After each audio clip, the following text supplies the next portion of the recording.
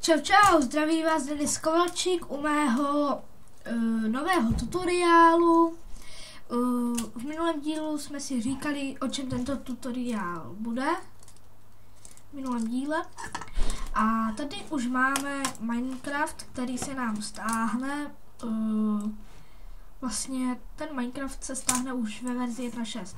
Ale my si teďka ukážeme, jak na to. Takže si prvně rozklikneme internet. Tady si najdeme Google. Tak, já to tady zatím vyhledám. Počkejte. Tak, byl krátký střih, já jsem si to tady zatím vyhledal. Tuto stránku dám do popisku videa. A tady to je stránka vlastně, kde si to stáhneme.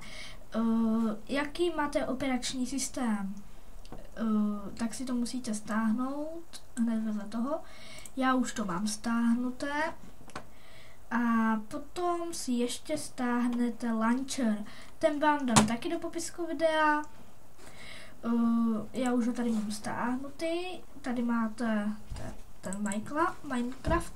Otevřeme si tohle. A nedávejte si to na to. Musíte si to dát tady k tohle celé na plochu, když to tam chcete mít. Ale já si to nechávám tady. Otevřeme si ten patcher vlastně. A tady si napíšeme svoje jméno. Já jsem Minec tak 123. OK. Tak. Vypneme si patcher. Vlastně tady je ten Minecraft, který jsme si stáhnuli. Já si to otevřu. Teď tady máme už nám tady nabíhá. Tak. Pěkně.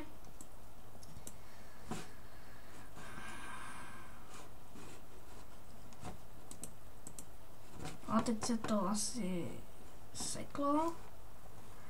Jo, dobře. Tady si dáme play offline. Vidíte, už se nám to tady načítá.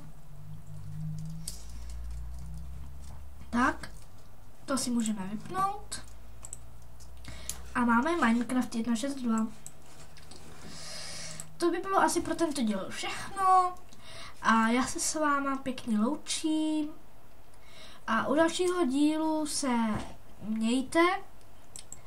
A zatím teda čau.